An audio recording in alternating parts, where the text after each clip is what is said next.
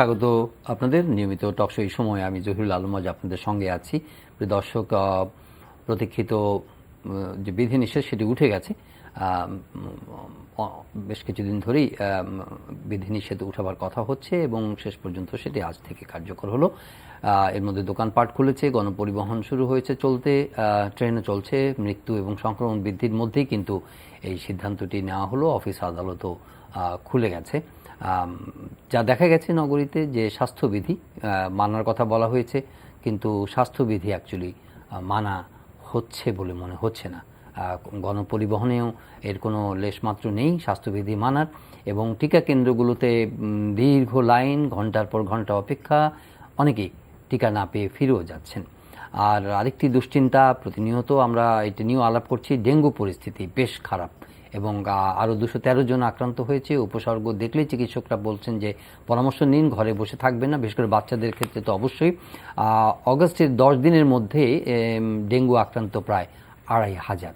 আর school college শিক্ষা প্রতিষ্ঠান খুলবার বিষয় নিয়েও প্রতিনিয়ত আলাপ হচ্ছে। 17 মাস ধরে বন্ধ আছে এবং শিক্ষামন্ত্রী আজকেও কথা বলেছেন, ভাবছেন যে সেপ্টেম্বরে খুলে দেওয়া যায় কিনা, সেই প্রস্তুতি নিয়ে এগোচ্ছেন এবং টিকা কার্যক্রমও চলছে। শিক্ষকদের অধিকাংশেরই টিকা দেওয়া হয়েছে, শিক্ষার্থীদের টিকা দেওয়ার চেষ্টা চলছে এবং সব কিছু মিলিয়ে তারা চেষ্টা করছেন, কারণ সবাই বলছেন যে টিকাই রুখতে পারে এই মহামারী। আজকে আলাপ করবার জন্য জুম প্ল্যাটফর্মে দুজন অতিথি যুক্ত হয়েছেন। আরেকজন অতিথি স্টুডিওতে যুক্ত হবেন। পরিচয় করিয়ে দিচ্ছি, আপনারা সবাই চেনেন ইতিমধ্যে, ডক্টর মোস্তাক হোসেন, আইডিসিআর উপদেষ্টা। স্বাগত আপনাকে জনাব মোস্তাক হোসেন। এবং যোগ দিচ্ছেন আমাদের সঙ্গে ডক্টর ফিরোজ আহমেদ, সহযোগী অধ্যাপক, মাইক্রোবায়োলজি বিভাগ, জাহাঙ্গীরনগর বিশ্ববিদ্যালয়। স্বাগত ডক্টর ফিরোজ আপনাকেও। শুরু করতে চাই যথারীতি আমাদের ডক্টর মোস্তাক হোসেনের কাছ থেকে। আপনি সবসময় একটা উপযুক্ত বিশ্লেষণ দেওয়ার চেষ্টা করছেন, নির্মোহ বিশ্লেষণ অধিকাংশ ক্ষেত্রে আপনার কাছ থেকে আমরা পাই। আজকেও আমরা বুঝবার চেষ্টা করব যে এই যে লকডাউন ওপেন আপ হয়ে গেল এবং শর্ত কিছু দেওয়া আছে, কিন্তু শর্ত মানার ক্ষেত্রে আমরা তো বরাবরই উদাসীনতা দেখিয়ে এসেছি, এবং যখন লকডাউন একেবারেই উঠে গেছে সেই অবস্থায় নগরীর চিত্র আপনিও দেখেছেন এবং সারা দেশে এর ভয়াবহতা, এর ঝুঁকি, এর হুমকি, মহামারীর যে সিচুয়েশন আমাদের এই দেশে এই বর্তমানে বিরাজমান, তাতে আপনি কিভাবে বিশ্লেষণ করবেন আজকের পরিস্থিতি, জনাব মোস্তাক হোসেন? জি, ধন্যবাদ আমাকে আমন্ত্রণ জানাবার জন্য। আমি শুভেচ্ছা জানাচ্ছি আমার সহ আলোচক ডক্টর ফিরোজ আহমেদকে। দেখুন, এটা তো ঠিকই যে বিধিনিষেধটা চালু ছিল, সংক্রমণ কিন্তু বিপজ্জনক পর্যায়ে আছে, কিছুটা কমছে। শনাক্তের হার 30 কোথা থেকে 20-এর কাছাকাছি আসেনি এখনো। প্রতিদিন শনাক্ত রোগীর সংখ্যা গড়ে এখন 10-11 হাজার, সেটা 15-16 হাজারে ছিল। কিছুটা নামার প্রবণতা আছে, কিন্তু এখনো একটা বিপজ্জনক মাত্রায় আছে। আর মৃত্যু কমতে আরো 1 সপ্তাহ সময় লাগবে, কারণ যে কোনো পরিস্থিতিতে যদি সংক্রমণ পরিস্থিতি পরিবর্তন হয়, সেটার ফলাফল দেখতে লাগে সংক্রমণ পরিস্থিতি 2 সপ্তাহ এবং মৃত্যুর ক্ষেত্রে 3 সপ্তাহ। 1 সপ্তাহ পরে হয়তো মৃত্যুর সংখ্যা প্রভাব দেখবো, যে সেটা আমরা আশা করছি কমে যাবে।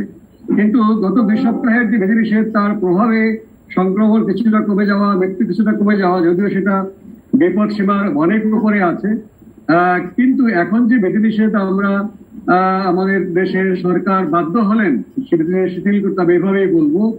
কারণ আমাদের আর্থসামাজিক সীমাবদ্ধতা, রাষ্ট্র কাঠামোর সীমাবদ্ধতা, আমরা বেশি দিন মানুষকে ঘরে রাখতে পারছি না। বিশেষ করে যারা সীমিত আয়ের মানুষ, অনাহারে মৃত্যুবরণ করা আর করোনা ভাইরাসে মৃত্যুবরণ করা, এদের মধ্যে বেছে নিতে হলে মানুষ অনাহারে মৃত্যুবরণ করতে চাইবে না। তাই এই সীমাবদ্ধতার কারণে যেহেতু রাষ্ট্র দায়িত্ব নিতে পারছে না মৌলিক চাহিদা পূরণ করবার জন্য, সকল নাগরিকের বাধ্য হয়েছে খুলে দিতে। কিন্তু সংক্রমণের ঝুঁকি অবশ্যই বেড়ে গেছে। গণপরিবহনের সংখ্যা তো এমনি আমাদের কম ছিল। আমাদের যে চাহিদা, বিশেষ করে শহর অঞ্চলে যারা দৈনন্দিন কাজে যান, ব্যক্তিগত গাড়ি মুষ্টিমেয় কয়েকজনের আছে, বা প্রতিষ্ঠান থেকে গাড়ি সরবরাহ করা হয় খুবই কম সংখ্যক। আর ব্যাপক সংখ্যক মানুষ তো অপ্রাতিষ্ঠানিক কাজ করে, তাদেরকে গণপরিবহন ব্যবহার করা ছাড়া উপায় থাকে না। এমনিতেই গণপরিবহন কম, তার উপরে যদি আমরা বিধিনিষেধের কথা বলি, দেখা যাবে যে অফিসের সময়, অফিস ছুটি এবং অফিসে যাওয়ার সময় নিশ্চয়ই এখানে প্রতিযোগিতা হবে যে কে উঠতে পারে। এখানে হ্যাঁ, কমিউনিটির পক্ষ থেকে নিজেরাই সামাজিক শৃঙ্খলা রক্ষা করা যায় যে আমরা গণপরিবহনে আমরা নারীদেরকে অগ্রাধিকার দেব, যারা বয়স্ক মানুষ তাদেরকে অগ্রাধিকার দেব, যারা শারীরিকভাবে সুস্থ এবং বয়স অপেক্ষাকৃত কম তারা হেঁটে এই গন্তব্যস্থানে যাব, সেটাও একটা সীমাবদ্ধতা আছে। একজন মানুষ মিরপুর থেকে হেঁটে মতিঝিল অফিস করাটা খুবই কষ্টের। সেক্ষেত্রে এক্ষেত্রে হয়তো সামাজিকভাবে সংঘবদ্ধ হয়ে একটা ব্যবস্থা যে আমি এইটুকু বাসে যাব, বাকিটা হেঁটে যাব, এগুলো আমি বললাম যেটা সম্ভাবনার কথা, কিন্তু সেই সামাজিক উদ্যোগটা আমাদের রাষ্ট্রের সীমাবদ্ধতা, আমাদের আর্থসামাজিক সীমাবদ্ধতা কাটিয়ে তোলার একটা জায়গা হচ্ছে সামাজিকভাবে এটার পারস্পরিক সহায়তা করা। কারণ আমাদের দেশে খাদ্যাভাব নেই, মানুষ কেন না খেয়ে থাকবে 4-5 দিনের পরই কেন মানুষ রাস্তায় বেরিয়ে আসবে? এটি সমাজ বিজ্ঞানের প্রশ্ন, রাষ্ট্রবিজ্ঞানের প্রশ্ন। এই খাদ্য যে আমরা যাদের দরকার থেকেও দিতে পারছি না। আমাদের গণপরিবহন নেই, কিন্তু গণপরিবহন বাদে যে ব্যক্তিগত যানবাহনের সংখ্যা এত বেশি, সেগুলোই কিন্তু যানজট লেগে যায়। তাহলে ব্যক্তিগত যানবাহন বা প্রাতিষ্ঠানিক যানবাহন সেগুলো খালি পড়ে থাকে, এমনকি পিক টাইমও সেগুলো খালি পড়ে থাকে, তাহলে সেগুলো কেন ব্যবহৃত হবে না? এইটাকে সামাজিক এই ব্যবস্থার একটা মানে নতুন একটা যদি বিন্যাস না করি, আমরা নতুন সিদ্ধান্ত না নেই, এই তীব্র বৈষম্যের কারণে কিন্তু আমাদের দেশের মতো সরকার অধিকাংশ দেশেই তাই, আমাদের দেশ একা নয়, সেখানে এ ধরনের জনস্বাস্থ্যের বিধিনিষেধ একটা পর্যায়ে ভেঙে পড়ে এবং সরকার বাধ্য হয় সেটা তুলে দিতে। আমি অসংখ্য উদাহরণ দিতে পারি, আমি মালদ্বীপের উদাহরণ প্রায় দেই। তারা বাধ্য হয়েছে তাদের বিমানবন্দর খুলে দিতে, কারণ পর্যটনের জন্য তাদের যে ইনকাম হয়, যদিও হোটেলগুলোর অধিকাংশ মালিক বিদেশি, কিন্তু তারা এখানে যারা কাজ করে, কর্মচারী যারা মেহনত করে বা যারা অফিসার, তাদের ওই ইনকামই তাদের দেশের ইনকামটা চলে। কাজে তারা বাধ্য হলো খুলে দিতে। এবং তারপরে যে মৃত্যু ঘটলো ইয়েতে মালদ্বীপে, জনসংখ্যা অনুপাতে ভারতের পরেই কিন্তু তাদের স্থান ছিল সর্বোচ্চ মৃত্যু সংখ্যা। এটি বাধ্য হয়ে তারা করেছে, ছবিটা নিয়েছে। আমাদের দেশে হয়তো মালদ্বীপের মতো অত নাজুক অবস্থা নয়, কিন্তু তারপরে সীমাবদ্ধতা আছে, আমরা বুঝছি খুবই খারাপ অবস্থা। এখন কিছুটা কমতির দিকে থাকলেও আগস্ট মাসের শেষ দিকে এবং সেপ্টেম্বরের প্রথম দিকে একটা আশঙ্কা আছে সংক্রমণটা আবার বেড়ে যাওয়ার। আমাকে কি শুনতে পাচ্ছেন? আপনাকে একটু থামাবো এখানে, আমাদের বাকি দুজন অতিথির কাছে একটু প্রাথমিক পর্যালোচনা একটু শুনবো, তারপরে আবারও ফিরছি আপনার কাছে। ডক্টর ফিরোজ আহমেদ, আমরা যেটা মুস্তাক হোসেনের কাছ থেকে জেনেছি একটা সামাজিক বৈষম্যের কথা বলছেন, একটা বিদ্যমান বাস্তবতার কথা বলছেন, এবং সেখানে মানুষের যে সামাজিক দূরত্ব বা তাদের এই গণজমায়েত বা ঘনত্ব এগুলো কমানোর ক্ষেত্রে কিছু লং টার্ম কিছু সিদ্ধান্ত প্রয়োজন আছে, সেই বিষয়ে উনি ইঙ্গিত করছিলেন বা বলছিলেন। আমি আপনার কাছে যেটা জানতে চাচ্ছি যে এখন যে সংক্রমণের হার বলি আর মৃত্যু কমেনি, কিন্তু সংক্রমণের হার 15,000 16,000 থেকে কিছুটা ডিক্লাইনিং। তো এই যাই সংক্রমিত হচ্ছে তার মধ্যে 1% বা 1.5% অথবা 2%-এর মৃত্যু ঝুঁকি আমরা দেখছি এই মুহূর্তে। তো যেটা মোস্তাক হোসেন ভাই বললেন যে এখন কিছুটা সংক্রমণ যেহেতু কমে এসেছে, এটা লকডাউনের একটা ফল হিসাবে আমরা ধরে নিতে পারি। তো সেটা ধরেন গত 14 দিন বা 15 দিন বা 20 দিনের যে লকডাউন, তার একটা কনসিকুয়েন্স হিসেবে আজকে এসে আমরা এটা দেখছি, কিন্তু আজকে থেকেই আবার আপনারা সব কিছু খুলে দিয়েছি। তাহলে ওই 2 সপ্তাহ 3 সপ্তাহ পরে আমরা যেটা ডিক্লাইন করেছে সেটার আপসার্জ দেখার একটা আশঙ্কা কি করছে কিনা, সব মিলিয়ে একজন জনস্বাস্থ্য প্রফেশনাল হিসাবে বা শিক্ষক হিসাবে, গবেষক হিসাবে আপনি কিভাবে মূল্যায়ন করছেন পরিস্থিতি? ধন্যবাদ। বস্তুতপক্ষে আমরা দেখেছি ঈদের ঠিক পরপরই, বলতে পারি সপ্তাহখানেক পরে লকডাউনটা মোটামুটি উঠে গেছে। তো আজকে আমরা যদি চিন্তা করি যে আগস্ট মাসের প্রথম 10 দিন, এই সময় আমরা ভয়াবহ সংক্রমণ দেখেছি, যেরকম ডক্টর মুস্তাক স্যার বলছিলেন যে 14,000 15,000, যেটা এই সপ্তাহে এসে আমরা হয়তো একটু দেখছি কমে এসেছে 11,000 বা 12,000-এর কাছাকাছি। কিন্তু এই সংখ্যাটাও কি কম? এই সংখ্যাটা তো অনেক বেশি। মানে আমরা যখন লকডাউনটা অ্যাপ্লাই করি বাংলাদেশে, যে একটা কঠোর লকডাউনের সিদ্ধান্ত নিই, তখন কিন্তু অর্ধেকের থেকে কম সংখ্যক সংক্রমণের মধ্যে দিয়ে আমরা যাচ্ছিলাম। সেই পরিস্থিতিতে আমরা যখন লকডাউনের সিদ্ধান্ত নিলাম, কঠোরতম লকডাউনের সিদ্ধান্ত নিলাম, তার মানে আমাদের সংক্রমণ যদি বেড়ে ডাবল হয়ে যায় বা 3 গুণ হয়ে যায়, তার মানে আমরা লকডাউনটাকে ইমপ্লিকেট করতে পারিনি, যেটা ফলাফল আমরা পাচ্ছি। আর এই রকম ভয়াবহ সংক্রমণের সময় যখন আমরা সংক্রমণের একটা পিকের কাছাকাছি অবস্থান করছি, বলতে পারি যে থার্ড ওয়েভে, এখন আমরা পিকে পৌঁছাতে পারিনি, তাহলে সেই সময় যদি সেই লকডাউনকে ছুটিয়ে নেওয়া হয়, তাহলে মুস্তাক স্যার যেরকম সন্দেহ পোষণ করেছেন যে অগস্টের শেষ নাগাদ বা সেপ্টেম্বরের শুরু নাগাদ আমাদের এই সংক্রমণ আরো ম্যাসিভ আকৃতি দেখা দেবে এবং মৃত্যু হারও সেই সাথে বাড়বে। আমাদের মনে রাখতে হবে প্রতি 4 দিনে আমরা 1000 জন করে মানুষ হারাচ্ছি। এই সংখ্যাটা হয়তো বাস্তবিক পক্ষে আরো বেশি হতে পারে, আমাদের যে সরকারি হিসেব আছে সেই হিসেবে আমরা হয়তো এই হিসেবটা পাচ্ছি যে আমরা 1000 মানুষ হারাচ্ছি, কিন্তু সংক্রমণ যদি বেড়ে যায় সেই সাথে মৃত্যু হারও বাড়বে। আমাদের দেশে ঢাকা শহর বা ঢাকা শহরে মূলত সব ভালো হাসপাতালগুলো আছে, মানুষ এখানে নির্ভরশীল। যদি চিন্তা করি যে হাসপাতালগুলোর অবস্থা, আপনি খুব ভালো করে জানেন যে হাসপাতালের বেড গুলো ফাঁকা নেই, 99% বেডই পরিপূর্ণ। হয়তো সিদ্ধান্ত নেওয়া হচ্ছে কিছু হোটেলকে ভাড়া করে সেখানে চিকিৎসা প্রদান করা হবে এমার্জেন্সি বেসিসে, কিন্তু আপনার সেই সাথে তো ট্রেন পার্সোনালও দরকার। আপনি শুধু মানে একজন মানুষকে নিয়োগ দিয়ে নতুন হাসপাতাল খুলে সেখানে কিন্তু আপনি তাদেরকে চিকিৎসা সেবা দিতে পারেন না। একটা মানে প্রফেশনের একটা অ্যাটিটিউড আছে, একটা ট্রেনিং আছে, সেই ট্রেনিংটা দেওয়ারও সময় আমাদের হাতে নেই। সে অবস্থায় যদি আমরা একটা প্রেক্ষাপট তৈরি করি যে সংক্রমণটা আরো বেড়ে যাবে, আমার মনে হয় এর একটা বড় মূল্য আমাদের চুকাতে হবে। আমি জানি জীবন তাগিদ রয়েছে, কিন্তু আমি এর আগেও জহির ভাই বলেছিলাম যে এইভাবে ঢিলেঢালা লকডাউন করার মধ্যে কোনো সার্থকতা নেই, মানবিকতা নেই। এভাবে ঢিলেঢালা লকডাউন পালন করাটা কিন্তু অমানবিক। বরঞ্চ আপনি 21 দিনের ম্যাসিভ কারফিউ দিতেন, তারপরে আপনি সেটাকে দেখতেন যে সংক্রমণটা একদম কমে গেছে, তারপরে আপনি যদি রিলিজ করে দিতেন, তাহলে কিন্তু আমাদের এই যে দারিদ্র সীমা বা জীবিকার আমরা অজুহাত দিচ্ছি, এই অজুহাতটা কিন্তু তখন আর দিতে হতো না। আমার মনে হয় সেক্ষেত্রে আমরা খুব ভালো একটা ফলাফল পেতাম। কিন্তু বর্তমান প্রেক্ষাপটে আমি একজন জনস্বাস্থ্য বিশেষজ্ঞ বা একজন মাইক্রোবায়োলজিস্ট হিসেবে, ভাইরোলজিস্ট হিসেবে আমি যথেষ্ট আশঙ্কা পোষণ করছি যে সামনের দিনে সংক্রমণ ভয়াবহ আকার ধারণ করবে এবং আমাদেরকে দেশে একটা মহামারী, দেশে একটা মূল্য চোকাতে হবে। জি, আসছি। স্টুডিওতে আছেন জনাব সুভাষ সিংহ রায়। একটা বড় মূল্য চুকাতে হবে বিদ্যমান বাস্তবতায়, যে আমরা সংক্রমণ যখন চূড়াতেই আছে, আজকে যদি 237, এবং এটা বলো যে ধরেন এভারেজে সরকারি হিসাবে সব 4 দিনে আমরা 1000 লোক হারাচ্ছি, 10,000, 11,000, 12,000, যেটা 15-16,000-এ চলে গেছে। সেই অবস্থাতে আমরা এটা ওপেন করতে হয়েছে, সেই বিতর্ক আলাদা। জীবন জীবিকার আলোচনা আমরা প্রতিনিয়ত করছি। এর যে 2 সপ্তাহ 3 সপ্তাহ পরে যখন মানে এটা আরো মাউন্টিং হতে থাকবে, তখন পরিস্থিতিটা আমরা কিভাবে মোকাবেলা করব?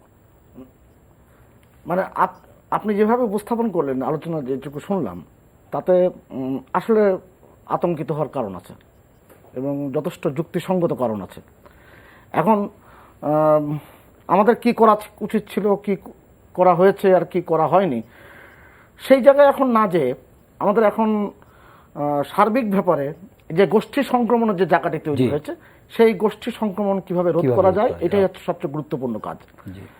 আপনি লেখাটা নিয়ে আপনিও পড়েছেন, আমিও পড়েছি, যে আনন্দবাজারে 31 জুলাই একটা লেখা লিখেছেন আনন্দলাল রায়। তিনি ন্যাশনাল হেলথ ইনস্টিটিউট ওয়াশিংটন ডিসিতে কর্মরত। তিনি লিখেছেন যে এই অতি মহামারীর সময় যদি আমরা শিক্ষা গ্রহণ না করি এবং আগাম প্রস্তুতি না নিই, পরবর্তী মহামারী আসতে খুব বেশি সময় লাগবে না।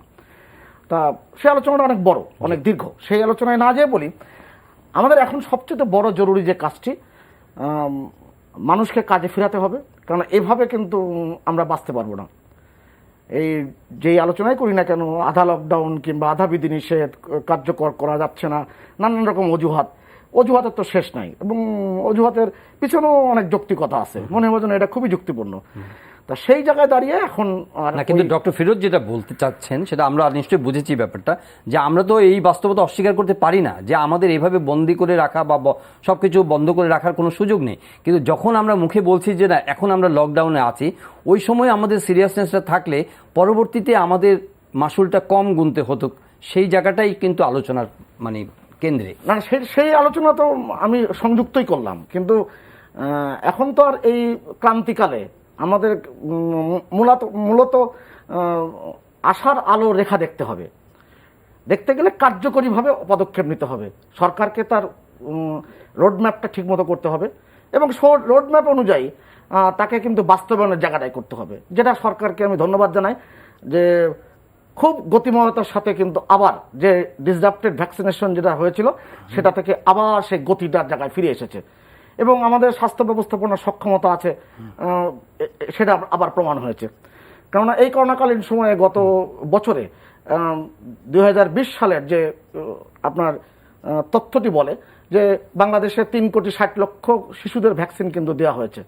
অনেকে পারেননি, ভারতের অনেক রাজ্য পারেননি এবং অনেক দেশও কিন্তু পারেননি। তা সেই জায়গায় আমরা তো এই সক্ষমতাটা পরিপূর্ণভাবে প্রয়োগ করে এবং সততার সাথে, নিষ্ঠার সাথে, দক্ষতার সাথে পরিপূর্ণ সমন্বিত ব্যবস্থাপনা করে আমাদেরকে কিন্তু বাঁচতে হবে। এই বাঁচতে গেলে আমাদের লড়তে হবে। আর এই বাঁচার পথ একটাই, যে আমি যেটা আপনার টেবিলে বহুবার বলেছি, যে কমিউনিটি বেস অ্যাপ্রোচটা কিন্তু এখনো কাজে লাগাতে খুব ভালো কথা বলছেন ডক্টর মোস্তাক হোসেন। দুটো বিষয়, একটি বিষয় হচ্ছে যে সুভাষ সিংহ রায় যেমনটি বললেন যে আপনিও মনে করেন যে টিকা কার্যক্রমে গতিময়তা ফিরে এসেছে। তার মানে অবশ্যই মাঝখানে যে বন্ধ হয়েছিল কিছুদিন, সাপ্লাই নিয়ে একটা শঙ্কা তৈরি হয়েছিল, সেটা আবার হ্যাঁ চালু হয়েছে, কিন্তু আমাদের যে জনসংখ্যার আকার এবং প্রয়োজনের যে মাত্রা, তার তুলনায় এই যে কার্যক্রমটি চলছে, এই কার্যক্রমকে খুব বেশি উৎসাহিত হবার মতো পরিস্থিতি আছে কিনা? নিশ্চয়ই ন্যূনতম চাহিদা তো আমাদের মেটাতে হচ্ছে বা সেটাও মিটছে। প্রচুর লোক লাইনে দাঁড়িয়ে আছে, প্রচুর লোক ফিরে যাচ্ছে এবং সেই টিকা নিতে গিয়ে যে ব্যবস্থাপনা, সেখানেও কিন্তু সংক্রমণের ঝুঁকি বাড়ছে। সব মিলিয়ে এই বিষয়টি আপনি কিভাবে বিশ্লেষণ করবেন এবং এটাকে কিভাবে মোকাবেলা করা যায় সে বিষয়ে আপনার পরামর্শ? জি হ্যাঁ, এটা টিকা, এটা এবার বৈশিষ্ট্য হচ্ছে যে আমরা একেবারে প্রত্যন্ত গ্রামাঞ্চল পর্যন্ত, শহরের ওয়ার্ড পর্যায় পর্যন্ত টিকা দেওয়ার সেই ব্যবস্থাটা শুরু করতে পেরেছে। আমাদের এই সক্ষমতা আগে থেকেই ছিল এবং আরো তৃণমূল পর্যায়ে নেওয়া যেতে পারে। 3-4টি বাড়ি মিলে একটি টিকা কেন্দ্র করা অস্থায়ী, যেটাকে ইপিআই বলে, আউটরিচ সেন্টার, শিশুদেরকে তারা টিকা দিয়ে থাকে এবং দিনে 1 কোটি শিশুকে পোলিও টিকা খাওয়ানোর তারা প্রতি বছরই করে থাকে।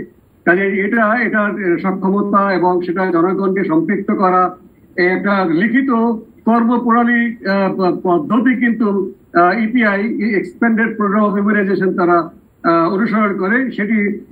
সেটি আমরা আবারও দেখলাম যে সমস্ত বয়সী মানুষকে 18 বছর উপরে, 25 বছরের বেশি বয়সী মানুষকে দেওয়া হচ্ছে। আমি দেখি টিকা অনিশ্চিত, এটা মনে করার কোনো কারণ নেই যে প্রবাহ আসছে এটা একেবারে মানে নিরুপদ্রব ভাবে আমরা জনগোষ্ঠীর 80% দেওয়া পর্যন্ত চলতে থাকবে।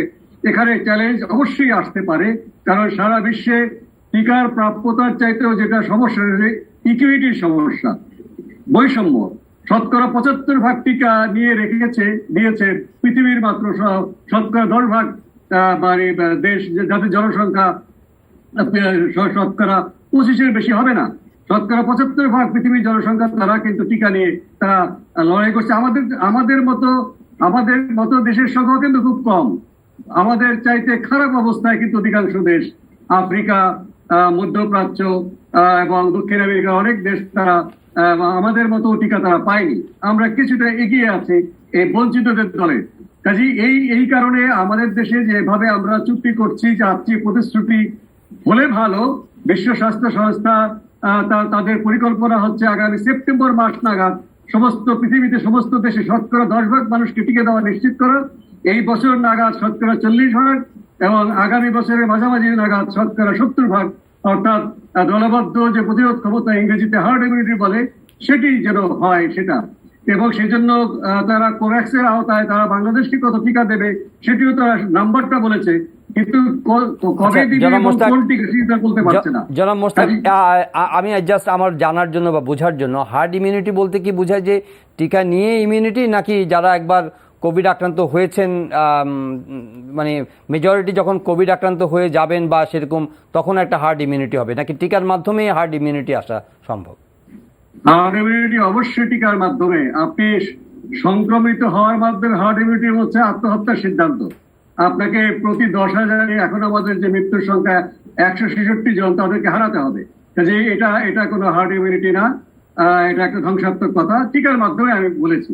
তো আমি যেটা টিকার বিষয় ইতিবাচক দেখছি, বাংলাদেশে টিকা কেন্দ্রগুলোতে অনেক মানুষ জড়ো হচ্ছে, যদিও এখনো পর্যন্ত বেশ কিছু জায়গায় স্বাস্থ্যবিধি বিষয়ে পালিত হচ্ছে না, কিন্তু এই টিকা কেন্দ্রে কিন্তু আমরা স্বাস্থ্যবিধি সম্পর্কে মানুষকে সচেতন করা এবং সহায়তা করার সুযোগটা কাজে লাগাতে পারি। এখানে জনপ্রতিনিধিরা আছেন, তাদের ভলান্টিয়াররা কাজ করছে, এবং তাদের মধ্যে আমরা যারা লক্ষণযুক্ত তাদেরকে টেস্ট করবার জন্য তাদেরকে আমরা সহায়তা করতে পারি, এবং টেস্ট করবার জন্য যারা এখনো দ্বিধাদ্বন্দ্বে ভুগছেন যে টেস্ট করে যদি পজিটিভ পাওয়া যায় তারা সামাজিকভাবে মানে এক ঘরে হবেন, এই ভয়টা কিন্তু ভাঙাতে পারে টিকা কেন্দ্রে এসে। এবং এই টিকা কেন্দ্রকে কেন্দ্র করে কমিউনিটি যে কথা সুভাষ সিংহরা বলেছেন যে আমার জনগণকে সম্পৃক্ত করা, সামাজিক শক্তিকে কাজে লাগানো, এই চমৎকার একটা জায়গা তৈরি হয়েছে টিকাদান কেন্দ্র, যেখানে কমিউনিটি মানে আছে। এখানে স্বাস্থ্যবিধি মেনে চলার বিষয়ে এখানে তাদেরকে যদি আমরা উদ্বুদ্ধ করি এবং পদ্ধতিগুলো বলি এবং তাদেরকে সহায়তা করি, আমরা তাদেরকে কাপড়ের মাস্ক বিতরণ করি বা সুলভ মূল্যে তাদের কাছে এটা আমরা বিক্রি করি, তাহলে কিন্তু আমাদের টিকাদানের পরেও তো স্বাস্থ্যবিধি মানতে হবে, টিকাদানের আগেও স্বাস্থ্যবিধি মানতে হবে। এইটা কিন্তু আমাদের একটা দৃশ্যমান উন্নতি ঘটবে। এবং অবশ্যই টিকাদান কেন্দ্রে যেন সবাই তাদের দূরত্ব বজায় রেখে তারা অপেক্ষা করে, সেটি অবশ্যই আমাদের ভলান্টিয়ারদের দেখা দরকার। জনাব ফিরোজ আহমেদ, আপনি কি মনে করেন যে যেই গতিতে টিকা দেওয়া হচ্ছে, টিকার প্রাচুর্য তো আসলে বাস্তবিক কারণে টিকার প্রাচুর্য নেই, কিন্তু সংগ্রহের চেষ্টা চলছে, কিন্তু ইতিমধ্যে মানুষের মধ্যে সংক্রমণ আতঙ্ক যেভাবে তৈরি হয়েছে তাতে দেখা যাচ্ছে যে মানুষ আগে টিকা বিমুখ হলেও এখন টিকা কেন্দ্রে যাওয়ার জন্য উন্মুখ হয়ে আছে, এবং তারা বেশিরভাগ মানুষের টিকা কেন্দ্রে যেতে চায়, যে সকাল থেকে দাঁড়িয়ে থাকে, কয়েক ঘন্টা দাঁড়িয়ে থাকে, এবং শেষ পর্যন্ত শুনতে পায় যে এখানে 3,000 লোক থাকলে 300 জন টিকা পায় এবং বাকিরা ফেরত আসে।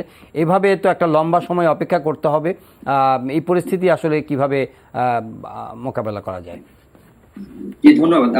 বেসিক্যালি আজকে সকালে আমি টিকা নিতে গিয়েছিলাম, 1 মাস আগে রেজিস্ট্রেশন করে গত পরশুদিন এসএমএস দিয়ে আজকে সকালে গিয়েছিলাম একটা টিকা কেন্দ্রে টিকা নিতে। অভিজ্ঞতা খুবই উদ্বেগজনক। কেন্দ্রের ভিতরে টিকা নিতে গিয়ে যে পরিমাণ ঠাসাঠাসি করে টিকা নিতে হয়েছে সেটা একটা বিষয়। তার থেকে বিষয় হলো যে বাহিরে কমপক্ষে 500 থেকে 700 মানুষ লাইনে দাঁড়ানো এবং তাদের মধ্যে ন্যূনতম সামাজিক বা শারীরিক দূরত্ব নেই। কেন্দ্রের ভিতরে অনেকে মাস্ক ছাড়াই ঘোরাফেরা করছেন, টিকা নেওয়ার জন্য অপেক্ষারত আছেন। তো আমার কাছে মনে হচ্ছে এই যে টিকাদান কেন্দ্রগুলো, এটা মহামারীর একটা মহাসংক্রমণের কেন্দ্রস্থল হয়ে দাঁড়িয়েছে। এভাবে আসলে মানে গণটিকা দান অবশ্যই একটা ভালো অ্যাপ্রোচ। আমার মনে হয় যে ইনিশিয়েটিভটা একটু অন্যভাবে নেওয়া উচিত ছিল। যেরকমটা একটু আগে মুস্তাক স্যার বলছিলেন যে আমাদের ইপিআর মাধ্যমে আমরা প্রতি বছর টিকা দেই শিশুদেরকে, তো আমরা যদি এভাবে বাড়িতে বাড়িতে মানে দাঁড় করে নিয়ে এসে টিকা দেওয়ার ব্যবস্থা করতাম তাহলে মনে হয় বিষয়টা অনেক সহজ হতো, অ্যাজ কম্পেয়ার টু আমরা এখন যেরকম কেন্দ্রে মানুষদেরকে ইনভাইট করছি সেখানে গিয়ে তারা টিকা নিচ্ছে, এতে করে সংক্রমণের মানে সংক্রমণ তো ম্যাসিভ আকারে ছড়িয়ে পড়ছে, এবং এটাও কিন্তু আমাদের জন্য খুব একটা ভালো মেসেজ হচ্ছে না। আমার মনে হয় এখানে আমাদের পলিসিতে একটা পরিবর্তন আনতে হবে। টিকার অবশ্যই স্বল্পতা রয়েছে, টিকা কাদেরকে দিবেন, কোন বয়সের লোকদেরকে দিবেন সেটা ডিফাইন করে দেওয়া উচিত। আগে যেরকম আমাদের 40-এর একটা কাঠগড়া ছিল, পরবর্তীতে সেটা কমিয়ে আমরা এখন আস্তে আস্তে 18-তে নিয়ে এসেছি। এখন হঠাৎ করে টিকার যদি আপনি জানেন ডেথ রেটটা কোন বয়সের লোকদের মধ্যে বেশি হয়, তাদেরকে যদি আমি ম্যাক্সিমাম এনশোর করতাম তাহলে আমরা ডেথ রেটটা কিন্তু ইজিলি কমাতে পারতাম। অ্যাজ কম্পেয়ার টু আমরা যদি যে 25-এর নিচে বা 35-এর নিচে যদি লোকদেরকে টিকা দেই তাহলে আমরা জানি সেখানে ডেথ রেট এমনিতেই কম। সেখানে তাদের সবাইকে ডাবল ডোজের টিকা দেওয়ার থেকে আমার মনে হয় 35-এর ঊর্ধ্বে যারা আছেন তাদেরকে ডাবল ডোজ বা অ্যাটলিস্ট যদি সিঙ্গেল ডোজও দিতে পারতাম, বা যারা অ্যাটলিস্ট একবার সংক্রমিত হয়েছেন তাদেরকে যদি আমরা সিঙ্গেল ডোজ দিতে পারতাম তাহলে মনে হয় যে অ্যাটলিস্ট আমরা একটা প্রোটেকশন বা একটা শিল্ড পেতাম, যে শিল্ডটা পুরোপুরি না হলে অনেকাংশে আমাদেরকে পারতই মহামারীটা থেকে কিছুটা প্রতিরোধ দিতে। যেমনটা হার্ড ইমিউনিটির কথা আপনি বলছিলেন, হার্ড ইমিউনিটি আমরা আসলে ভ্যাকসিনেশন মাধ্যমে দিতে পারি। মোস্তাক স্যার যেরকম বলছিলেন যে সংক্রমণের মাধ্যমে অ্যান্টিবডি হতে পারে আমাদের, কিন্তু মূল সংজ্ঞা হচ্ছে যে আপনার বডিতে যে অ্যান্টিবডিগুলো আসবে সেই অ্যান্টিবডিগুলো ডিজিজটাকে প্রতিরোধ করতে হবে। এখন যে আপনার ইনফেকশন হলো, আপনার বডিতে যদি যথেষ্ট পরিমাণে অ্যান্টিবডি না থাকে তাহলে কিন্তু আপনি সেই প্রতিরোধটা পাচ্ছেন না। তাই আমরা যদি বলি যে ইনফেকশন দিয়ে আমরা হার্ড ইমিউনিটি তৈরি করে ডিজিজটাকে প্রতিরোধ করব, তাহলে কিন্তু সেটা একটা রং মেসেজ হবে। সেজন্য আমাদের ভ্যাকসিনেশনের উপরই গুরুত্ব আরোপ করতে হচ্ছে, কারণ ভ্যাকসিনেশন দিলে আমরা দেখেছি ডক্টর ফিরোজ, এই এখনকার বাস্তবতায় তো আর আপনি কোভিড আক্রান্ত হয়ে হার্ড ইমিউনিটির প্রশ্নটা আসে না, কিন্তু একটা সময় তো যখন ভ্যাকসিন আবিষ্কৃত হয়নি তখন কিছু কিছু কান্ট্রিতে তো এই ধরনের আলোচনা হয়েছে। সুইডেনের মডেলের কথা বলে অনেকে, যে সব গায়ে অনেকে আছে যে তারা লকডাউন মানে না, ঘরে বসে থাকবে না এবং এটা তাদের কনস্টিটিউশনাল রাইট, সুতরাং তারা যত্রতত্র ঘুরে বেরিয়েছে বা ঘুরে বেড়ানোরটা মানে আদায় করে নিতে চেয়েছে। সেই প্রক্রিয়া হার্ড ইমিউনিটির কি বলে যে বাস্তবতা তো এখন নাই, সুতরাং আমরা ওই চিন্তা তো এখন করতে পারি না। না, ওই আলোচনা আমি করছিও না। কারণ আমরা যখন গত বছরের কথা বলছি তখন আমরা ভাইরাসটার প্রকৃতি সম্পর্কে এতটা জানতাম না, ভাইরাসটা কতটা মিউটেশন অ্যাকোয়ার করছে, এবং এই যে আমরা বিভিন্ন ভেরিয়েন্টের কথা বলছি, এতগুলো যে ভেরিয়েন্ট আসবে এবং এভাবে যে আমাদেরকে হানাবে সেই বিষয়টা কিন্তু আমাদের সামনে স্পষ্ট ছিল না। তাই আমরা ইনফেকশন জনিত যে ইমিউনিটি পেয়েছি তারপরেও মানুষ পুনরায় সংক্রমিত হয়েছে, 2বার 3বার পর্যন্ত সংক্রমিত হয়েছে। গত বছর কিন্তু আমরা পুনরায় সংক্রমণ নিয়ে শঙ্কা প্রকাশ করছিলাম, এখন কিন্তু সেটার শঙ্কা না, আমরা জানি সেটা বাস্তবতা। আর শুধুমাত্র আমরা জানি ভ্যাকসিনেশনের মাধ্যমেই আমরা হার্ড ইমিউনিটি বা ইমিউনিটি অর্জন করতে পারি, যে ইমিউনিটিটা দিয়ে ডিজিজটাকে মানে রেজিস্ট করা সম্ভব, ডিজিজ থেকে প্রোটেকশন পাওয়া সম্ভব। আসছি আপনার কাছে ডক্টর ফিরোজা আহমেদ, জনাব সুভাষ সিংহ রায়। কমিউনিটি বেসড যে সামাজিক অংশগ্রহণের মাধ্যমে, এটা বহুদিন ধরে আলোচনা হচ্ছে, কিন্তু সামাজিক অংশগ্রহণ, যেমন ডক্টর মোস্তাক জি একদম বললেন যে এখন একটা ভালো সুযোগ তৈরি হয়েছে, যেহেতু টিকা একেবারে নুক এন্ড কর্নারে চলে গেছে, সারা দেশে প্রান্তিক পর্যায়ে টিকা চলে গেছে, সুতরাং এখন মানুষকে অনেক বেশি সচেতন করার ক্ষেত্রে, ইন্টিগ্রেট করার ক্ষেত্রে সুযোগ তৈরি হয়েছে। কিন্তু বাস্তবে সেই সামাজিক প্রচেষ্টা বা আপনি যেটা বলেন কমিউনিটি বেসড যে স্ট্র্যাটেজি বা কৌশল এই মহামারী মোকাবেলার, সেইটা ক্ষেত্রে বাধাটা কোথায়, মানে হচ্ছে না কেন? না, আমি যে কথাটি খুব আন্ডারলাইন করতে চাই যে আমাদের এখন কর্মপরিকল্পনা খুব চমৎকার করে করতে হবে, এবং এখন আর ঝুঁকি নেওয়ার কোনো সময় নেই। কেননা ইনিংসের যখন 10 উইকেট থাকে, এর আগে আমরা নানা কারণে 5 উইকেট কিন্তু ফেলে দিয়েছি। এক্সপেরিমেন্ট করা যায় তখন, এখন আর সেই সুযোগটি নাই। অতএব এখানে কর্মপরিকল্পনা খুব জরুরি।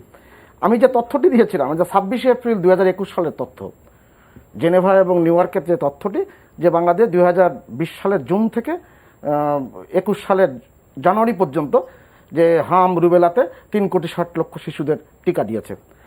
তা আমাদের সেই সক্ষমতার জায়গাকে আমরা পুঁজি করে আমরা যদি আরও সম্প্রসারী, আরও দক্ষতার সাথে এই মহামারীকে মোকাবেলা করবার জন্য যদি করি, তাহলে অনেক কিছু সম্ভব। কিন্তু অনেক গণ্ডগোলের জায়গা তৈরি হয় কি, যে আমাদের এখানে একটা প্রিভিলেজ গ্রুপ তৈরি হয়েছে সব জায়গায়। আপনি দেখবেন যারা টিকা দিতে এসেছেন, যে চিত্রগুলো আপনার টেলিভিশনে দেখাচ্ছেন প্রতিদিন, সেখানে কতজন মানুষ তারা ওই SMS-টা পেয়েছেন। কেন অনেকে বলেছেন আমি 1 মাস ধরে SMS পাচ্ছি না। অতএব সে তার আগ্রহের জায়গাটি কি, কারণ এক সময় তো এটা তো একটা ইতিবাচক লক্ষণ, এক সময় তো টিকা নিতে চাইতো না এমন লোকের সংখ্যাটা বেশ ছিল, এখন আগ্রহটার জায়গাটা বেড়েছে। অতএব ওই জায়গায় আমরা তথ্য প্রযুক্তির যে জায়গাটি বলছি, সেই জায়গাটা খুবই গতিময়তা আনতে হবে এবং খুব দক্ষতার সাথে করতে হবে। এবং অনেক জায়গায় কিন্তু অনেক রকম জটিলতার জায়গা তৈরি হয়েছে। টিকা অনেকে নেননি, এমন আছেন তারা নিবন্ধন করেছিলেন কিন্তু তাদের ভ্যাকসিনেশন সার্টিফিকেট চলে এসেছে, এরকম জটিলতা তৈরি হয়েছে। শুধু বাংলাদেশে হয়েছে তা না, অনেক জায়গায় হয়েছে। আপনি দেখেন এলাহাবাদ কোর্টে গতকালকে একটা মামলা হয়েছে, যে এক ব্যক্তি, যিনি এই ইমিউনাইজেশন সেন্টারের সাথে একজন পরিচালক ছিলেন, তিনি মামলা করেছেন যে আমাকে জোর করে ভ্যাকসিনেশন করা যাবে না। অতএব এ ব্যাপারে তারা কিন্তু সুস্পষ্টভাবে মামলা করেছেন হাইকোর্টে। যাক, হাইকোর্ট যদিও বলে দিয়েছে যে জনস্বাস্থ্যের ক্ষেত্রে অনেক কিন্তু আমাদের কিন্তু ওই মানবাধিকারের জায়গাটাকে কিন্তু অন্যভাবে দেখতে, বিবেচনা করতে হবে। যাই আলোচনা আমি করছি না। আমাদের মোটামুটি আপনি দেখবেন লক্ষ্মীপুরে গতকালকে একজন ইউনিয়ন পরিষদের চেয়ারম্যানের লোকজন সাধারণ মানুষ যারা দাঁড়িয়ে আছেন তাদেরকে কিন্তু গণহারে পিটিয়েছেন। অতএব এটা কিন্তু একটা সুযোগ তার, এই মহামারী কালে সে মানুষের সাথে সম্পৃক্ত হওয়ার, এবং যেটাকে আমরা বলি সালতামামি, মানুষের কিন্তু এই তার কিন্তু কর্ম কতটুকু হচ্ছে, যখন জনসম্পৃক্ত হচ্ছে, কতদূর মানুষের কাছে যাচ্ছে, এটা কিন্তু একটা উৎকৃষ্ট সময়। সেটাকে সুযোগ কাজে না লেগে আপনি এমন এক ধরনের প্রকারান্তরে আপনি আপনার বল প্রয়োগের জায়গাটি তৈরি করার চেষ্টা করা হচ্ছে। আপনি বাসায় বসে টিকা নিচ্ছেন এবং সেই টিকার ছবি আপনি আবার ফেসবুকে পোস্ট করছেন। জনপ্রতিনিধিরা অতি আগ্রহী হয়ে দুঃখিত, তারা পরবর্তীতে বলছে যে আমরা কোনো সাংবাদিকদের অনুরোধে আমরা এটা করেছি। তা এটা কিন্তু ভুল বার্তা যায় যে সে টিকা দিচ্ছে, পুশ করাচ্ছে, অথচ সে টিকাটা হয়ে গেছে। তো এখন কোনো গোলমেলে কাজ কিন্তু করা যাবে না, করা গেলে মানুষের মধ্যে একটা ভ্রান্তির জায়গা তৈরি হবে। আর সেই জায়গাতে আমাদের এখন টিকা দরকার কত, আমি যদি 80% মানুষকে টিকা দিতে চাই, মাননীয় প্রধানমন্ত্রী যেটা দৃঢ়তার সাথে বলেছেন, সেখানে আমরা 13,52,00,000 আচ্ছা, টিকা প্রয়োজন। আমাদের টিকার চাহিদা এবং টিকার যোগান এটা একটি বড় আলোচনার বিষয়। আমি যে 80% টিকার কথা যেটা বলেছিলাম মোট জনসংখ্যার, তাহলে 13,52,00,000 মানুষকে টিকা দিতে হবে। তো সেই হিসাব বলতে গেলে আপনার 27,04,00,000-এর উপরে টিকা লাগে। কিন্তু আমাদের জনসন অ্যান্ড জনসনের যে টিকাটি 7 কোটি আমাদের ক্রয় প্রক্রিয়াধীন, সেই টিকা যখন এসে যাবে তখন কিন্তু মূলত আমাদের 20 কোটির মতন টিকা লাগবে, কারণ ওটা সিঙ্গেল ডোজ। আমি টিকা নিয়ে আমি ব্যক্তিগতভাবে একজন ওষুধ বিজ্ঞানের ছাত্র হিসেবে এবং পেশাজীবী ফার্মাসিস্ট হিসেবে আমি মনে করি মাননীয় প্রধানমন্ত্রীর সৃজনশীল কূটনৈতিক দক্ষতায় আমরা টিকা কিন্তু ঠিক পেয়ে যাব, এবং টিকা প্রায় প্রতিদিন আসতেই থাকবে। আপনি এই অনুষ্ঠান যখন করছেন তখন আপনি সংবাদ দিবেন যে আজকে 19 লক্ষ এসেছে, কালকে সিনোফার্মের 20 লক্ষ এসেছে, এইভাবে কিন্তু টিকা আসতেই থাকবে। টিকা কিন্তু সরবরাহের ক্ষেত্রে ঘাটতি হবে বলে আমি মনে করি না। কিন্তু আমরা কিন্তু এই যে টিকাদান যে প্রক্রিয়াটি, সেই প্রক্রিয়াটিতে যাতে মানে খুব মানে গুছিয়ে করা হয়। এবং বঙ্গবন্ধু শেখ মুজিব আমার দেখা নয়া চীনে লিখেছেন, তিনি চীনে এসে দেখলেন যে পৃথিবীতে নিয়ে বর্ণনা করছেন যে কোনো কোনো দেশে শিল্পপতিরা প্রিভিলেজ গ্রুপ, কোনো কোনো দেশে খুব ধনীরা প্রিভিলেজ গ্রুপ, কিন্তু চীনে এসে দেখলাম এখানে প্রিভিলেজ গ্রুপ হচ্ছে শিশুরা। তা আমাদের প্রিভিলেজ গ্রুপ কারা, এটা কিন্তু আমাদের সমাজ ব্যবস্থায় কাঠামোতে নির্মাণ করতে পারিনি, যে কারণে ওই যে ওখানে নানান রকম ব্যত্যয়ের জায়গা হয় এবং একটা ক্ষমতার দেখানোর একটা ভাব চলে আসে, এবং তার লোককে নেওয়া, ইউনিয়ন পরিষদের চেয়ারম্যান তার নিজের লোকগুলোকে আগে টিকা দেওয়ার প্রক্রিয়া করা, তখন ওই ক্ষেত্রে কিন্তু অন্যদের কাছে সম্প্রসারিত হয়। আরেকটা ব্যাপার, যারা এই প্রক্রিয়াটি একেবারে দ্রুততার সাথে করতে গেলে যে কাজটি করা দরকার, তথ্য প্রযুক্তির যে ব্যাপারটি, SMS আসছে না, তারপরও যে তারা যে লাইনে ভিড় করছে, এই সংখ্যাটা কিন্তু দেখা যাবে অর্ধেকের চেয়ে বেশি। এটা যদি হয়ে থাকে মানুষ কতদিনের অপেক্ষা করবে, তার উদ্বেগ উৎকণ্ঠা রয়েছে, এবং কেউ না কেউ পাচ্ছে, এটা খেয়াল রাখা দরকার।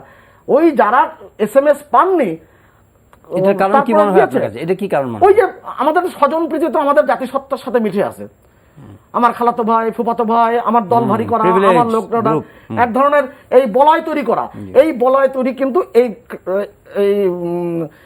ক্রান্তিকালে ভ্রান্তি বিলাস কিন্তু একেবারেই করা যাবে না, চলবে না। ডক্টর মোস্তাক হোসেন, আমরা পাশাপাশি শিক্ষা প্রতিষ্ঠানের বিষয়টি নিয়ে খুব আলোচনা হয়। শিক্ষামন্ত্রী একটা চাপের মধ্যেই আছেন, কারণ এই এত 17 মাস হয়ে গেল, 5 শতাধিক দিন অতিক্রান্ত হয়ে গেল, শিক্ষা প্রতিষ্ঠান খোলা গেল না, সবই খোলা, শিক্ষা প্রতিষ্ঠান খোলা গেল না। সার্টেন উদ্বেগ আছে বাচ্চাদের নিয়ে, শিক্ষার্থীদের নিয়ে, যে তাদের কিছু হলে সেটা একটা নানা ধরনের এটা নিয়ে একটা ইমপ্লিকেশনস বা ব্যাখ্যা বিশ্লেষণ আছে। এখন বলছেন যে সেপ্টেম্বরে খোলাবার প্রস্তুতি ওনারা নিচ্ছেন, কিন্তু একই সঙ্গে এটাও মনে করে দিচ্ছেন যে পরিস্থিতির উপরে নির্ভর করবে, এবং এর মধ্যেই শিক্ষকদেরকে তো ভ্যাকসিনেশনের আওতায় আনা হয়েছে, শিক্ষার্থীদেরকেও পর্যায়ক্রমে আনা হচ্ছে। আপনি কি মনে করেন এখানে কৌশলটা কি হওয়া উচিত, এবং আপনাদের কি পরামর্শ শিক্ষা মন্ত্রণালয়ের প্রতি? জি, ধন্যবাদ। আমরা বেশি আমি আমার নিজের কথা বলতে পারি যে আমি প্রথমে বিশ্ববিদ্যালয়গুলো খোলার পক্ষে। বিশ্ববিদ্যালয়ে যারা ছাত্রছাত্রী আছেন, শিক্ষক, কর্মকর্তা, কর্মচারী, তারা এই স্বাস্থ্যবিধি মেনে চলবার বিষয়ে তাদের সক্ষমতা বেশি, এবং পর্যায়ক্রমে তারপরে কলেজ, হাই স্কুল এবং সবার শেষে বাচ্চাদের স্কুল খোলা যেতে পারে। এখানে বিদেশের অনুকরণে আমি প্রথমে খেয়াল করলাম যে শিক্ষা যারা কর্তৃপক্ষ আছেন তারা প্রথমে বাচ্চাদের স্কুলগুলো খোলার উদ্যোগ নিয়েছেন। দেখুন, ইউরোপে, মার্কিন যুক্তরাষ্ট্রে বাচ্চাদের যে স্কুলগুলো আছে সেগুলো কিন্তু একটা সামাজিক মানে সমাজ কল্যাণমূলক কাজের সঙ্গে সম্পর্কিত। যে সমস্ত শ্রমজীবী বাবা মা একসঙ্গে বাইরে কাজ করতে বাধ্য হন, তারা কিন্তু তাদের বাচ্চাকে স্কুলে রেখে যান। স্কুলটা শুধুমাত্র পড়াশোনার জন্য না, সেখানে তাদেরকে মানে বাচ্চাদের দিবা যত্ন কেন্দ্র হিসেবে ব্যবহৃত হয়, এবং সেখানে তাদের খাওয়া, পোশাক এবং বইপত্র সবই দেওয়া হয়, এবং অনেকের যে পুষ্টিকর খাবার সেটা কিন্তু স্কুল থেকে একটা সিংহভাগ পেয়ে থাকে। কাজে সেক্ষেত্রে কঠিন সংক্রমণের মধ্যেও কিন্তু জরুরি প্রতিষ্ঠান হিসেবে এই হাসপাতাল, গ্যাস, পানি, বিদ্যুতের মতো এই সবচেয়ে ছোট বাচ্চাদের নার্সারিগুলো কিন্তু খোলা ছিল এবং এখনো খোলা আছে। সারা সমস্ত দেশে হয়তো যাতায়াত বন্ধ আছে, সমস্ত অফিস আদালত বন্ধ, যেটা আমরা লকডাউন বলি, সেই সময় কিন্তু বাচ্চাদের স্কুল তারা খোলা রেখেছে কর্মজীবী বাবা মায়েদের বা শিশু সন্তানদেরকে তাদের রাখা এবং পুষ্টির জন্য। আমাদের দেশে সেই বাস্তবতা নেই, বরঞ্চ আমাদের দেশে বিশ্ববিদ্যালয় পর্যায়ের ছাত্রছাত্রী যারা আছে তারা কিন্তু খণ্ডকালীন টিউশনই করেন বা খণ্ডকালীন ক্লাস করে নিজে এবং তার পরিবারকে সহায়তা করার চেষ্টা করেন। কারণ আমাদের এখানে আমি মনে করি বিশ্ববিদ্যালয়গুলো আগে খোলা উচিত, বিশেষ করে যেগুলো আবাসিক সুবিধা আছে সেখানে পরীক্ষামূলক ভাবে শুরু করে সেটা পর্যায়ক্রমে নিচে নামা উচিত। তবে যদি সেপ্টেম্বর মাসে এমন হয় আমরা আবার যাতায়াত নিয়ন্ত্রণ করতে হচ্ছে, কথিত লকডাউন করতে হচ্ছে, সংক্রমণ অনেক বেড়ে গেল, এই তৃতীয় ঢেউয়ে যে এই সংক্রমণের চূড়া তার চাইতে অনেক বেশি এই চূড়াকে ছাপিয়ে গেল, সেক্ষেত্রে তো সমস্ত দেশ বন্ধ হয়ে গেলে শিক্ষা প্রতিষ্ঠান বন্ধ করা রাখতেই হবে, সেটা খোলার প্রশ্ন আসে না। এরকম পরিবর্তিত পরিস্থিতি না হলে শিক্ষা প্রতিষ্ঠান খুলে দেওয়া উচিত সেপ্টেম্বর মাসে। আমি একমত মাননীয় শিক্ষামন্ত্রীর সাথে। ধন্যবাদ ডক্টর ফিরোজ আহমেদ, আপনার অভিমত এ বিষয়ে। জি ধন্যবাদ। এটি খুবই একটি গুরুত্বপূর্ণ ইস্যু, কারণ প্রত্যেকটা প্যারেন্টস থেকে আসলে সন্তানদের শিক্ষা নিয়ে গত 1.5 বছরে যে পরিমাণ কনসার্ন তৈরি হয়েছে এটা আসলে উদ্বেগজনক যে আমরা একটা জাতিকে মানে কোন দিকে নিয়ে যাচ্ছি। একটা জাতি গঠনের কারখানা যে শিক্ষা প্রতিষ্ঠানগুলো সেগুলো যেহেতু এতদিন ধরে বন্ধ, সবার উদ্যোগে অবশ্যই কাজ করছে। আমি মনে করি পরীক্ষামূলকভাবে যেটা করা দরকার ছিল, এবছর আমরা অ্যাটলিস্ট পরীক্ষাগুলো নিতে পারতাম ফিজিক্যালি, তাই বিশ্ববিদ্যালয় থেকে যদি শুরু করতাম তাহলে একটা শুরু হতো যে হ্যাঁ ঠিক আছে আমরা পরীক্ষাগুলো নিচ্ছি। কারণ এই অনলাইন শিক্ষা ব্যবস্থায় আমরা জানি যে শিক্ষা প্রদানে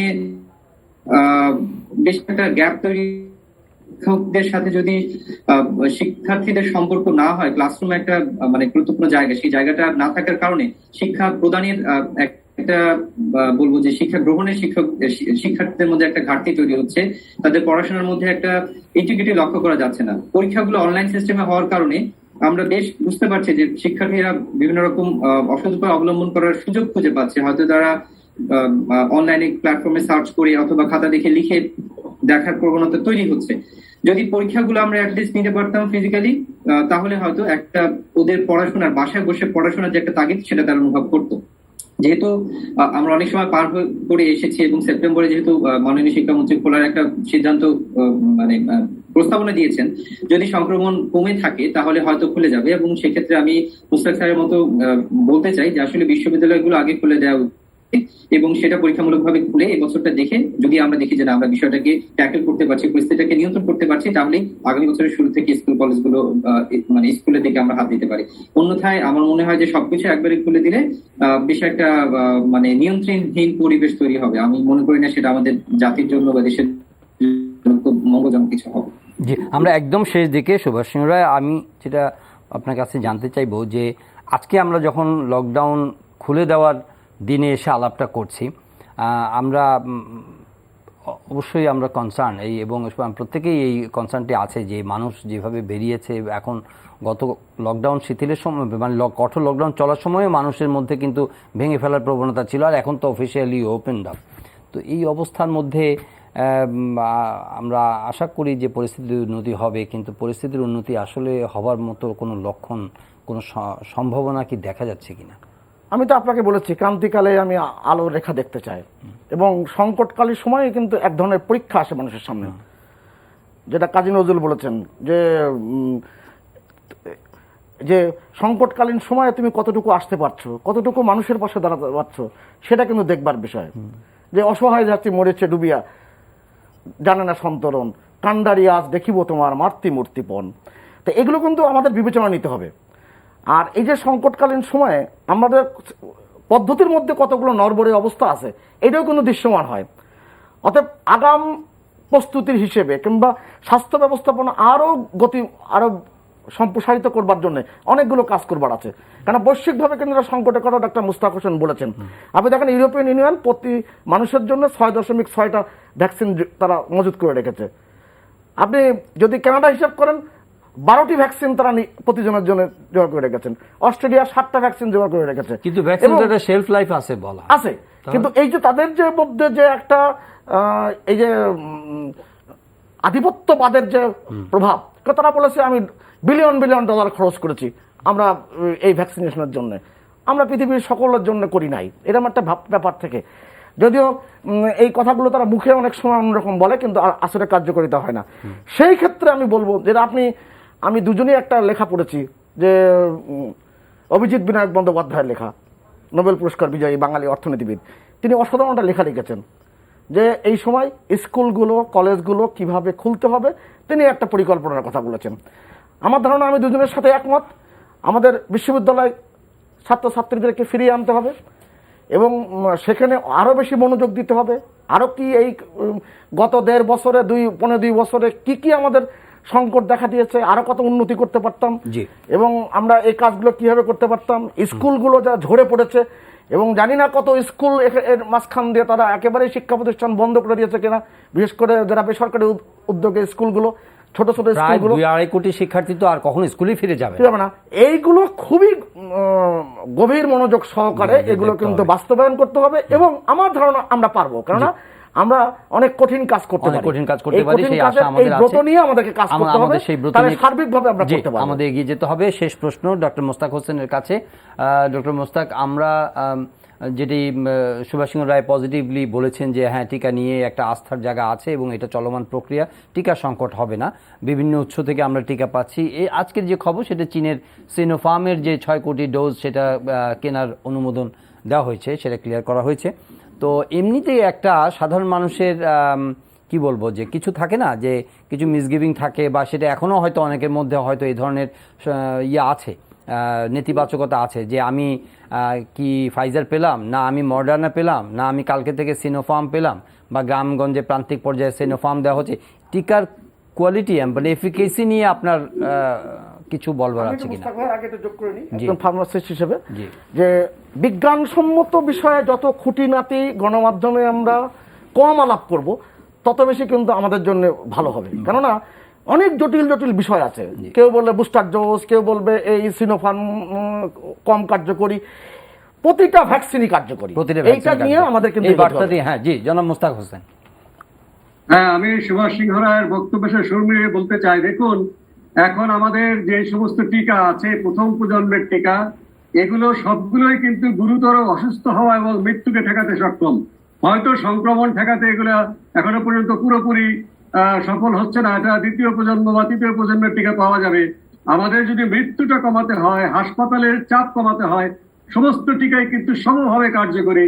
যে সামান্য 19-20 আছে সেটা সুভাষ সিংহ রায় বলেছে বৈজ্ঞানিক খুঁটিনাটির বিষয়, সেটি তো আমাদের যে জনস্বাস্থ্যের জন্য সেটি খুব একটা গুরুত্বপূর্ণ না। সব টিকাই যেগুলো বিশ্ব স্বাস্থ্য সংস্থা অনুমোদন দিয়েছে, আমরা বাংলাদেশে সেই সব টিকাই নিচ্ছি। এমনকি বিশ্ব স্বাস্থ্য সংস্থা এই মুহূর্তে অনুমোদন দেননি, কিন্তু হয়তো সারা বিশ্বে কোটি কোটি মানুষ সেই টিকাগুলো দিয়ে তাদের সংক্রমণ পরিস্থিতি সামাল দিচ্ছে, সেগুলোও কিন্তু আমরা দিতে পারি।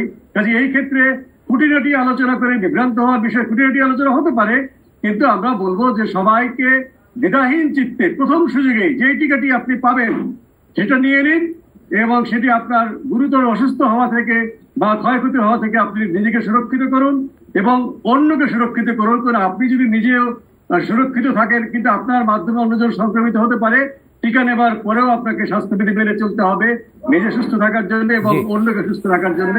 তাহলেই কিন্তু আমরা ধীরে ধীরে এগিয়ে যেতে পারবো। আমি শেষ করার আগে আরেকটি কথা বলতে চাই, টিকাদান কেন্দ্র শুধু টিকার ইতিবাচকটা তুলে ধরার জন্য নয়, টিকাদান কেন্দ্রগুলোকে আমরা আসুন আমাদের সমাজে, আমাদের লোকালয়ে স্বাস্থ্যবিধি অনুসরণ করবার জন্য এবং একে অপরকে সহায়তা করার কেন্দ্র হিসেবে এটি বহুমুখী কাজ সম্পন্ন করুন, সেই আশা রেখে আমি সবাইকে ধন্যবাদ জানিয়ে ধন্যবাদ জনাব মোস্তাক হোসেন। ডক্টর ফিরোজ আহমেদ, আপনার শেষ মন্তব্য। যদি ভ্যাকসিনের কথা বলতে হয়, আমিও বলবো যে আসলে ভ্যাকসিনের কনসার্নিং কোনো ইস্যু নেই। আমি আমার আম্মাকে আমি সিনোফার্মের টিকা নিয়েছি।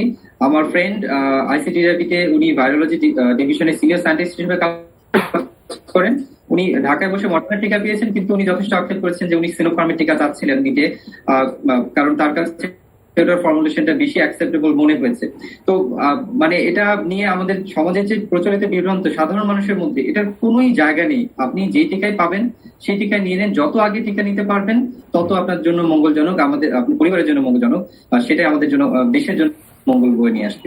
ধন্যবাদ। তো আমি মনে হয় ধন্যবাদ ডক্টর ফিরোজ আহমেদ, সহযোগী অধ্যাপক মাইক্রোবায়োলজি বিভাগ, জাহাঙ্গীরনগর বিশ্ববিদ্যালয়। ধন্যবাদ ডক্টর মোস্তাক হোসেন, উপদেষ্টা আইডিসিআই, জনাব সুভাষ সিংহ রায়, সম্পাদক বাংলা বিচিত্র। আপনাদের তিনজনকে প্রিয় দর্শক, আজকের অনুষ্ঠান এখানে শেষ করব। নিশ্চয়ই লকডাউন খুলে দিয়েছে, লকডাউন এখন নেই, কিন্তু তার মানে এই নয় যে আমরা কোভিড পরিস্থিতি কোনোভাবেই আমরা উন্নতি করতে পেরেছি। আমরা এই মুহূর্তে আমরা অত্যন্ত ঝুঁকির মধ্যে আছি এবং সেই ঝুঁকি প্রত্যেক ব্যক্তিগতভাবে প্রত্যেকে অনুধাবন করতে হবে, তার পরিবারের জন্য, তার প্রতিবেশীদের জন্য, তার আশপাশে মানুষের জন্য এবং দেশের কথা চিন্তা করে আমাদের প্রত্যেককেই যার যার দায়িত্ব পালন করতে হবে।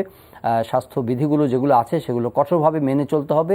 সচেতনতা, সজাগ থাকার কোনো বিকল্প নেই, সতর্কতার কোনো বিকল্প নেই এবং যত তাড়াতাড়ি সম্ভব রেজিস্ট্রেশন করে টিকা কেন্দ্রে যাওয়া, স্বাস্থ্যবিধি মেনে দূরত্ব বজায় রেখে টিকা গ্রহণ করা এবং নিজেদের ঝুঁকি মুক্ত রাখা, সেটি হচ্ছে এখনকার সবচেয়ে বড় করণীয় এবং পাশাপাশি অন্যদেরও উদ্বুদ্ধ করা স্বাস্থ্যবিধি মানার ক্ষেত্রে। আপনাদের সবার জন্য শুভকামনা রেখে আপনাদের সুস্বাস্থ্য কামনা করে আজকের অনুষ্ঠান এখানে শেষ করছি। সবাই ভালো থাকবেন, দেখা হবে আবারও পরের অনুষ্ঠানে। চাইলে আপনারা অনলাইনে অনুষ্ঠানটি দেখতে পারেন, ভিজিট করুন ntbbd.com। এছাড়া ইউটিউব ও ভেরিফাইড ফেসবুক পেজে আমাদের জনপ্রিয় অনুষ্ঠান খবরের আপডেট যদি চান আপনারা জেনে নিতে পারেন। দেখা হবে।